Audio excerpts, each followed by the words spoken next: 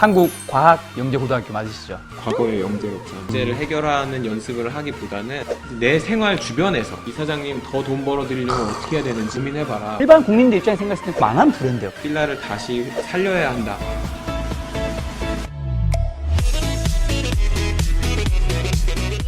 맥킨지 입사를 하기 위해서 그런 방식 말고도 좀 준비해야 되는 것들은 좀 뭐가 있을까요? 컨설팅 인터뷰에서 네. 이제 케이스 인터뷰라고 하는 것들이 비단 네. 맥킨지뿐만 아니라 네. 다른 업체들도 케이스 인터뷰를 진행을 하거든요. 네. 그러면 그 케이스 인터뷰들을 위한 어떤 그 히스토리컬 데이터라든가 책자들도 준비되어 있습니다. 그 책자들을 보면서 컨설팅 인터뷰에서는 어떤 식의 질문을 하는지, 네네. 어떤 그 문제들을 해결하고자 질문을 하는지 같은 거에 좀 친숙해지는 것이 좀 필요하고요. 이 아까 제가 페르미 문제를 예시로 들었을 때 케이스 인터뷰에서 주어지는 어떤 문제 해결 목적들이 그 구분이 될 수 있잖아요. 그 목적들마다 아까 제가 말한 공식들, 네. 공식들을 이제 좀 세워보는 거죠. 나 나름대로. 그런 연습을 할 수 있을 것 같습니다. 알겠습니다. 그럼 어떤 사람이 경영 컨설턴트를 하는 게 좀 좋다고 보세요? 적합할까요? 저는 컨설턴트는 네. 은행원보다도 더 꼼꼼해야 된다고 생각이 들고요. 네. 숫자 하나로도 많은 결정이 달라질 수 그쵸, 있기 그쵸. 때문에 문제를 해결하고자 하는 그 욕심이 있는 분들에게는 정말 재밌는 직업이에요. 네. 맞아요. 꼼꼼하고 문제 해결력이 뛰어나고 좀 논리적인 사고가 있는 사람. 네, 구조적으로 사고할 네. 수 있는 분들에게도 이제 잘 어울리는 직업이죠. 사실 제가 이 세 가지가 다 해당되는데 저는 좀 경영 컨설턴트 어떤 것 같으세요? 한번 지원해 보시죠. 떨어질 거 생각하는 거? 아니요, 저는 아무 말도 네, 하지 않았어요. 여러분 제가 지원 안 하는 겁니다. 자, 그러면 컨설턴트 되고 싶은 후배들에게 특히 한국에서는 거의 뭐 사실 서울대나 연세대 고려대에 다니는 학생들이 그런 컨설턴트가 되고 싶은 친구들이 많은 것 같아요. 저는 그렇게 준비하지 않았는데 한국 대학생들이 준비하는 것들을 보니까 거의 고시 공부하듯이 준비를 하더라고요. 아, 그 정도 준비해야 되는데죠, 사실. 충격을 받았었는데 네. 그 제가 말씀드린 탑다운 방식, 그다음에 구조적인 사고 방식을 이제 체득화하는 게 이제 필수라고 생각이 되거든요. 그래서 저희 맥킨지 있을 때도 대학생들에게 항상 하는 얘기가 너무 거창한 케이스들을 찾아서 문제를 해결하는 연습을 하기보다는 이제 내 생활 주변에서 답을 찾아보라는 거기가 이제 시작점이다. 예를 들면 내가 단골집인 중국집인데 이 중국집 사장님 너무 좋은 분이고 이 사장님 더 돈 벌어드리려면 어떻게 해야 되는지 고민해봐라. 그 다음에 왜 저 동네 올리브영은 장사가 저렇게 잘 되는데 우리 집 앞 올리브영은 손님이 없는가? 올리브영 이 점포 매출을 올리려면 뭐 해야 되지?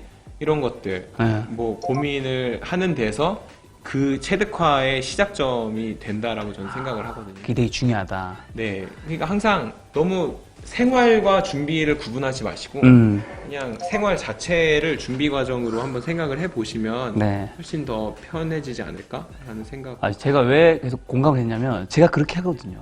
아, 네. 식당 같은 데 가도 맛이 있으면 여기 매출이 얼마나 될까? 맞아, 맞아. 이런 계산을 계속 해보고 있거든요. 네. 그게 대학생 때도 그런 게 좀 습관이 돼 있었는데 그런 과정들이 케이스를 할 때도 좀 많이 도움이 되었던 것 같아요. 고등학교가 굉장히 명문 고등학교시잖아요. 한국과학영재고등학교 맞으시죠? 과거의 영재였죠. 네. 네. 그리고 미국의 아이비리그 브라운 대학교, 그 다음에 맥킨지 컨설턴트 근무, 그 다음에 쿠팡 리테일 전략실 근무, 필라 또 전략실 근무를 하셨잖아요. 굉장히 누가 봐도 성공 가도 그리고 누구라도 가고 싶지만 갈 수 없는 곳인데 나중에 또 회사를 박차고 나오셨잖아요.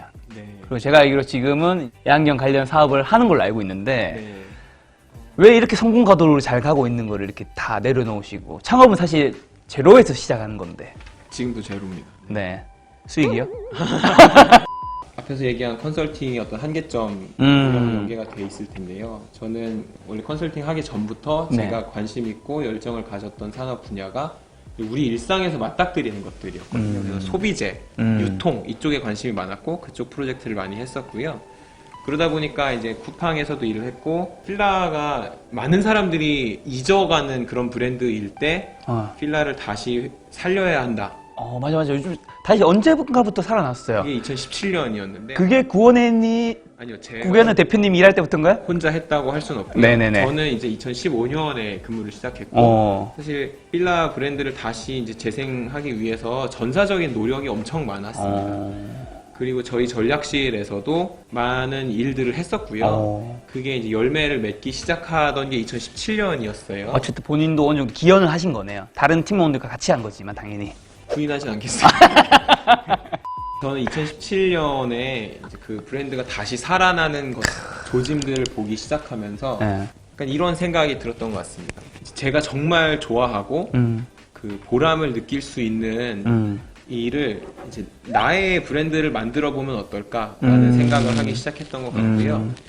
그래서 이제 뭐 돌로박스라는 서비스를 시작을 했었는데 그냥 전적으로 제가 행복해하는 분야에서 제가 좋아하는 일로 이제 사람들의 살아가는 방식에서 마땅히 변화되어야 할 부분을 변화하는데 조금이라도 기여할 수 있다면 참 좋겠다라는 생각으로 네. 사업을 시작했어요.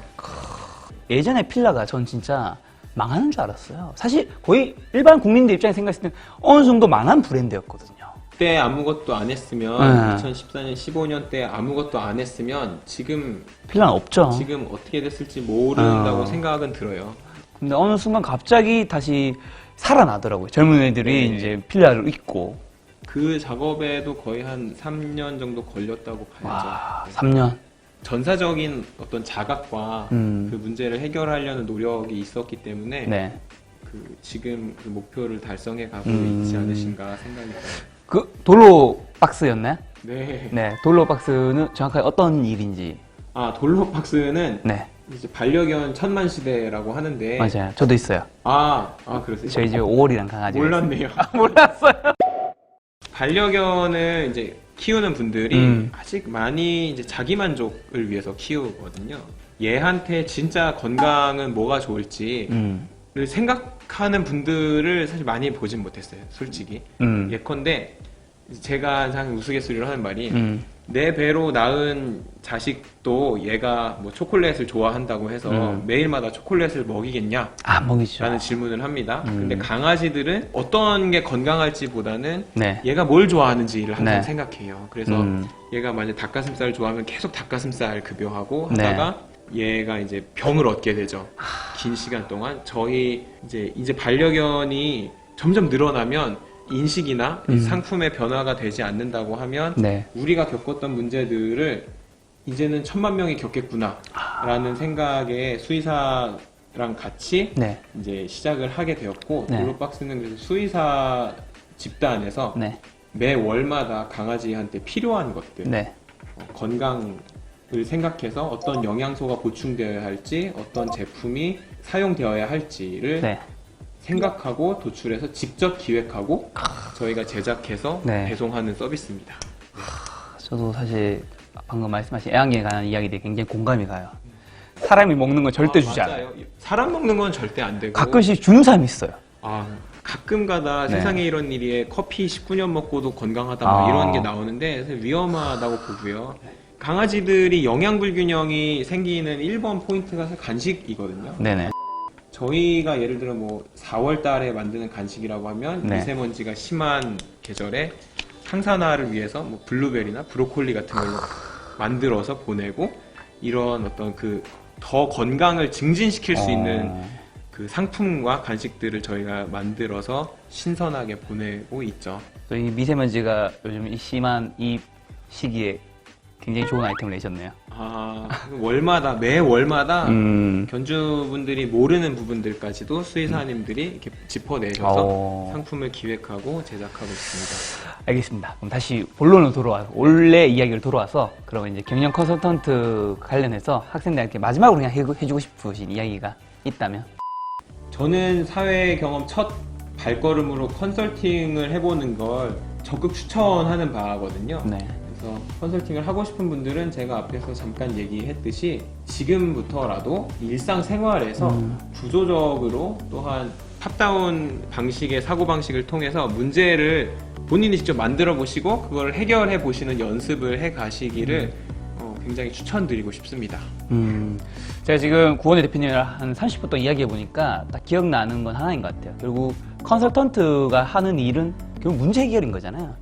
결국 기업이 어떤 문제가 터지거나 터질 것 같으니까 그 맥킨지 같은 컨설팅 업체에 일을 맡기는 거잖아요. 취업하고 싶어하는 학생들은 나중에 졸업할 때 돼서 아 내가 문제 해결력을 어떻게 키우냐 라고 했을 때 문제 해결력을 키울 수 있는 건 아닌 것 같아요. 네. 그 문제 해결력이라는 거는 그 동안의 시간 동안 일상에서 맨날 만들어진 것들이 쌓여야지 네, 맞아요. 내 능력이 쌓여서 나중에 면접 때는 네. 그게 발휘되는 거지. 그때 면접 날짜가 다가와서 내가 이 문제를 어떻게 풀려고 해봤자 소용이 없지 않을까. 네, 평소에 책도 신문도 많이 보시면서 거기 나오는 문제들이 엄청 많거든요. 네, 이거를 그쵸. 어떻게 해결할지를 생각해 보시는 게 저는 첫걸음인 것 같아요. 알겠습니다. 그래서 여러분들이 저희는 일상의 컨설턴트가 되면 나중에서 취업을 하실 때도 도움이 되지 않을까 생각합니다. 네, 오늘 만나뵐 손님은 맥킨지 컨설턴트 출신의 구원의 대표님이었습니다. 많은 분들이 맥킨지 컨설턴트에 대해서 고민하고 알 수 있는 시간이 되었으면 좋겠습니다. 그럼 김작가TV의 대신 물어드립니다 코너는 다음 시간에 뵙겠습니다. 구독과 알림 설정 부탁드립니다. 오늘 고생 많으셨습니다.